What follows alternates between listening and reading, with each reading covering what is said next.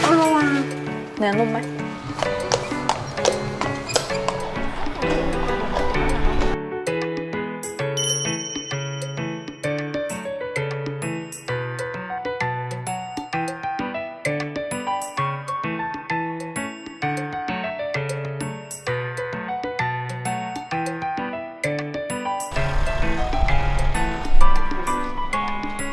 午後1時20分までに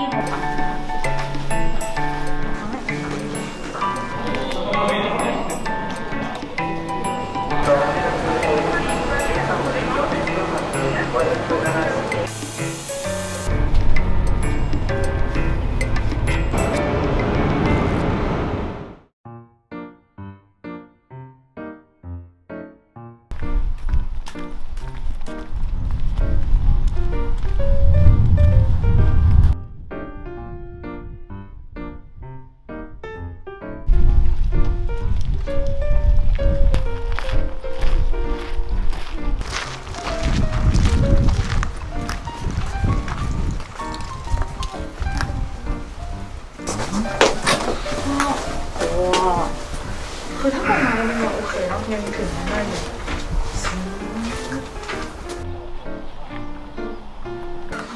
ถามความสูงก็ถึงไหมไม่ถึงต้องถามข้างนอกเอาตัวสูงยังได้ต่อคนไหน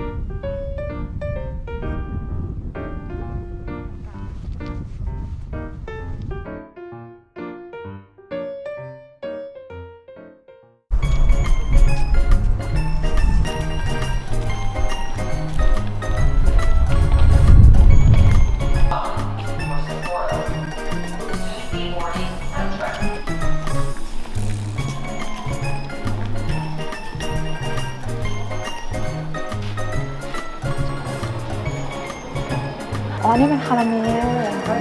แต่ว่าที่โทกาจินี่จะดังเรื่องนมเนาะของผลิตภัณฑ์จะมีว่านี่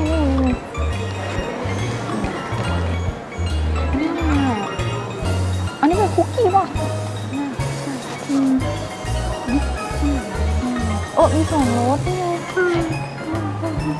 อันนี้เป็นออริจินอลกับช็อกโกแลตป่ะอันนี้เป็นบัตเตอร์อ๋ออันนี้เนี่ยนี่ไงเป็นโกโก้จริงๆเลยありがとうございます。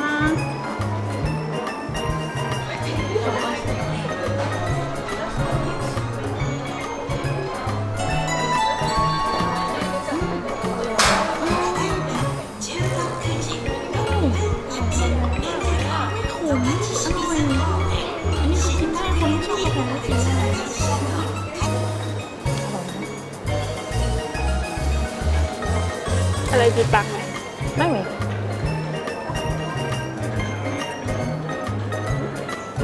350 เยนถือว่าโอเคนะ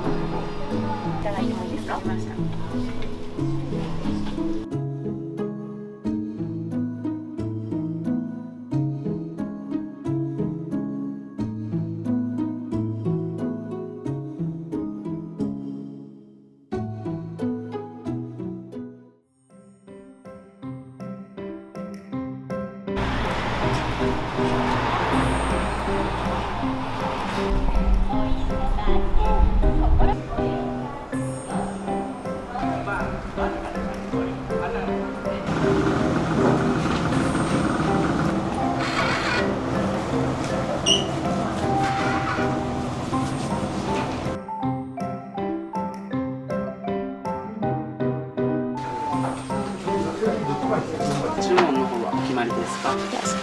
I need two of this. お待たせいたしました。こちら豚丼の6枚2つですね。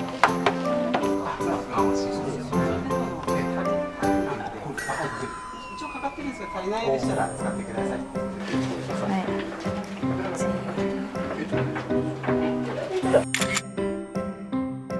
สองสามいただきますน่าอร่อยจังเลยอ่ะว้าวซอสอ่ะหวานไหมวะ ซอสกำลังพอดีเลยอ่ะ จริง โค อะ ตรอร่อย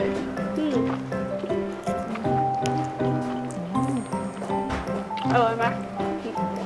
เนื้อนุ่มมากกัดคำเดียวคือขาดเลย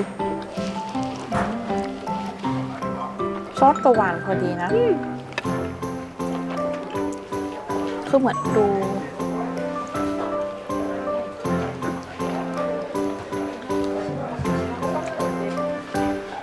อร่อยมากอร่อยมาก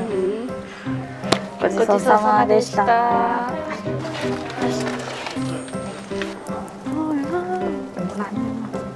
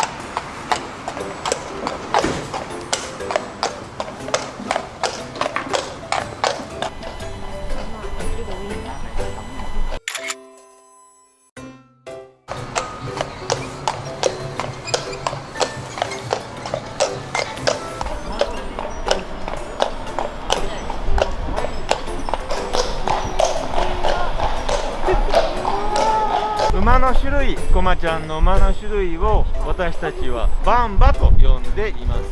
競馬でね有名なサラブレッドとは違う大きな種類なんですね。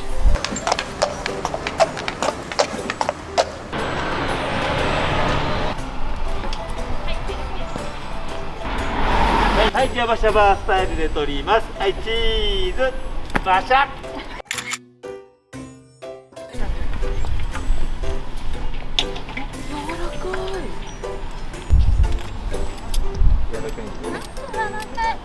チーズとてもねたくさん作られて、私たちとても自慢の場所なんですね。